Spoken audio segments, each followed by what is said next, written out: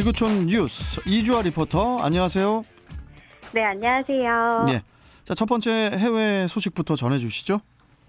네, 유럽연합 EU가 원자력과 일부 천연가스를 친환경 에너지로 분류했습니다. 최근 EU의 집행위원회가 지속 가능한 금융 녹색 분류 체계 초안을 회원국에 전달했는데요.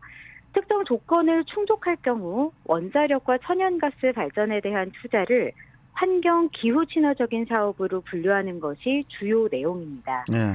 네, 이 초안에는 원자력과 천연가스가 EU 경제의 탈탄소화에 기여할 수 있다는 점을 인식할 필요가 있다는 내용이 담겼습니다.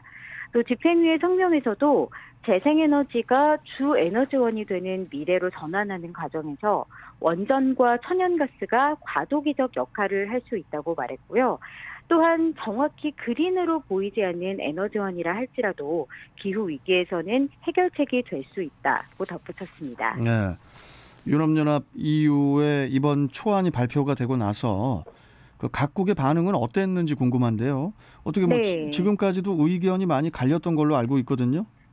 네, 지난 1년 동안에도 EU 회원국 사이에서 원전이나 천연가스 발전을 녹색 분류 체계에 포함할지를 두고 견해차가 상당히 컸습니다. 네. 원자력 발전을 통한 전력 생산 비중이 큰 국가, 프랑스와 폴란드, 체코, 핀란드 등은 녹색 분류 체계에 원자력을 포함하자는 입장입니다.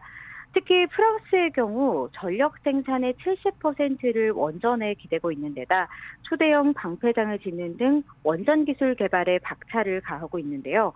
반면 탈원전을 지향하는 독일과 오스트리아, 룩셈부르크, 포르투갈, 덴마크 등은 이에 반대하는 입장입니다. 이번 안이 발표된 후에 대표적으로 독일과 오스트리아에서는 이에 강하게 반발했습니다. 방사성 폐기물 안전성 문제가 해결되지 않았다는 이유 때문인데요. 오스트리아 환경부 장관은 원자력은 위험하고 기후변화와의 싸움에서 해결책이 될 수 없다면서 EU 계획이 그대로 시행될 경우 소송을 제기할 것이라고 강하게 비판했습니다. 예. 독일 환경부 장관 역시 대단히 파괴적인 환경 재앙으로 이어질 수 있다고 지적했습니다. 아니, 이렇게 반대의 목소리가 강한데 어떻게 최종적으로 어떻게 결론이 날까요? 네, EU 집행위의 초안은 27개 회원국과 전문가 패널의 검토를 거쳐서 이달 중순에 최종안이 발표될 전망입니다. EU 회원국이나 유럽의회가 다수결로 거부권을 행사할 수 있어서 최종 결론은 아직 예상할 수 없는데요. 만약 다수 회원국이 지지할 경우에는 EU 법이 되고 2023년에 발효될 예정입니다. 그 초안이 그대로 최종안이 되면은 우리나라에 미치는 영향은 없습니까? 네, EU 결정이 우리나라에도 영향을 미칠 것으로 보여서 우리나라에서도 논란이 되고 있습니다. 유럽연합마저 원자력을 녹색 산업으로 분류할 가능성이 커지면서 한국형 녹색 분류 체계에도 원전을 포함하자는 주장이 다시 거세질 것으로 보이는데요. 앞서 지난달 30일 우리 정부는 원전을 한국형 녹색 분류 체계에서 제외한 바 있습니다. EU가 원전을 녹색 산업으로 포함할 경우 원자력을 수출할 때 우리나라만 금융 지원을 받을 수 없는 문제가 생길 수 있다는 우려가 나오고 있습니다. 반면 환경단체의 반대 목소리도 여전합니다. 독일이나 오스트리아가 소송까지 가겠다는 경고를 하고 있는 만큼 우리 정부의 결정이 국제사회에서 뒤처지는 게 아니라 앞서가는 것이라고 반박하는 입장인 건데요. 예. 일단 우리 환경부에서는 아직 EU 집행부 초안이 공식화한 건 아니기 때문에 최종안이 되면 면밀히 검토한 후에 국내 사정을 다시 들여다보겠다고 입장을 낸 상황입니다. 알겠습니다. 자, 다음 소식 전해주시죠. 네, 남아프리카 공화국 입법 수도인 케이프타운의 국회 단지 내 건물에서 대형 화재가 발생했습니다. 현지 시간으로 2일 오전 6시에 사무실 등이 있는 오래된 의회 건물 3층에서 화재가 시작됐고요. 남아공 의회가 있는 국회의사당 건물로 불이 옮겨 붙었습니다. 국회의사당에서 솟아오른 검은 연기와 불길이 케이프타운 중심가에서 보일 정도로 불길이 거세게 타올랐는데요. 다행히 공휴일이라 국회 건물이 폐쇄된 상태라서 인명피해는 없는 것으로 알려졌습니다. 남아공 국회는 1884년에 처음 지어져서 100년이 넘은 건물로 건물 지붕이 완전히 무너져 내렸습니다.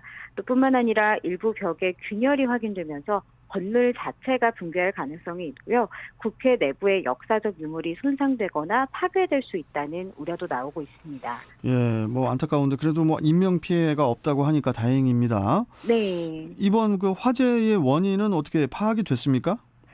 네, 원인은 방화로 밝혀졌고요. 현지 경찰은 50대 남성을 용의자로 붙잡아 조사하고 있습니다. 체포된 남성이 불이 나기 전 건물 내부로 들어가는 모습이 CCTV에 포착된 것으로 파악됐습니다. 예. 화재 당시 스프링클러가 작동되지 않아서 피해가 더 커졌는데요. 누군가 인위적으로 수도 밸브를 잠궜기 때문인 것으로 드러났습니다. 전날 케이프타운에서는 투투 명예대주교의 장례식이 열리면서 시릴 라마포사 대통령을 포함해 여러 명의 고위 정계 인사들 그리고 외신 기자들도 케이프타운에 머물고 있었습니다. 장례식이 진행된 세인트 조지 대성당과 화재가 발생한 국회의사당은 한 블록 거리밖에 되지 않았기 때문에 의회 건물에서 검은 연기와 함께 화염이 치솟는 장면을 많은 취재진이 목격한 것으로 알려졌습니다. 예. 자, 다음 소식 뭡니까? 네, 12월 31일에서 새해 첫날로 넘어가는 시간, 각수 씨는 어디에서 새해를 맞이하셨나요? 예, 저는 뭐 작업실에서 먹고 자고 있기 때문에 요즘에 작업실에 있었어요. 네, 미국 뉴멕시코주의 유명 관광지인 샌디아피크 직원들은 해발 3,000m 산 정상의 케이블카에서 갇힌 채 새해 첫날을 맞이했습니다. 현지 시간으로 지난달 31일 밤 10시쯤에 케이블카가 작동 이상을 일으켰는데요. 공중에서 정지된 2대의 케이블카에는 모두 21명이 탑승한 상태였습니다. 19명은 산 정상에 위치한 레스토랑의 직원이었고요. 나머지 2명은 케이블카 회사 직원이었습니다. 케이블카가 조만간 정상 작동될 것이라고 믿은 이들은 신년이 되는 순간 함께 해피 뉴 이어를 외치는 동영상을 찍는 등 여유를 보였는데요. 예. 케이블카가 움직일 기미를 보이지 않고 또 영상이었던 실내 온도가 영하 6도 이하로 떨어지면서 불안감이 커졌습니다. 이들은 추위를 이겨낼 수 있는 상황이 아니었던 데다가 바람이 강하게 불어서 케이블카가 심하게 흔들리기까지 했다고 합니다. 예. 새벽 3시쯤 경찰에 사고가 신고됐지만 눈보라가 치는 상황이어서 구조대가 산 정상 인근에 있는 현장에 도착할 때까지 4시간 이상이 소요됐고요. 결국 12시간 이상이 지난 1일 오후에야 모두 구조됐습니다.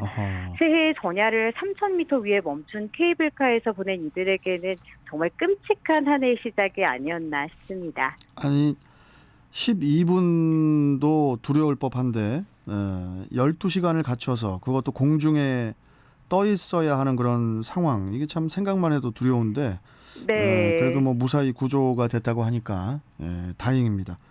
네. 자, 좋습니다. 지구촌 뉴스 이주아 리포터와 함께했습니다. 잘 들었습니다. 고맙습니다. 네, 감사합니다. 예. 자, 지금 TVN 긴급 정보가 들어왔네요. 수도권 제1순환고속도로 구리에서 판교 방향 강일 나들목 1차로에서 승용차 관련 사고 처리를 하고 있어서 1km 구간 지금 정체가 되고 있습니다. 참고해 주시고요. 그리고 계양대로 신대사거리에서 나들목 사거리 구간 이쪽 지체가 되고 있고 또 반대 방향은 계산 삼거리 지나는데 신호 2번 정도 필요하다고 김충규 통신원께서 제보 주셨고요. 또 중봉대로 원창 고가교에서 홈CC 교차로 방향 이쪽도 지금 지체되고 있다고 제보가 들어와 있네요. 참고해 주시고 안전운전 각별히 신경 써주시길 바라겠습니다. 자, 이제 더 자세한 교통 상황 통신원 연결해서 상황을 좀 알아보고 오죠. 안말 사거리부터 갑니다. 차주환 통신원. 네. N고개로가 소금밭 사거리에서 동춘역 사거리 지체 이어지고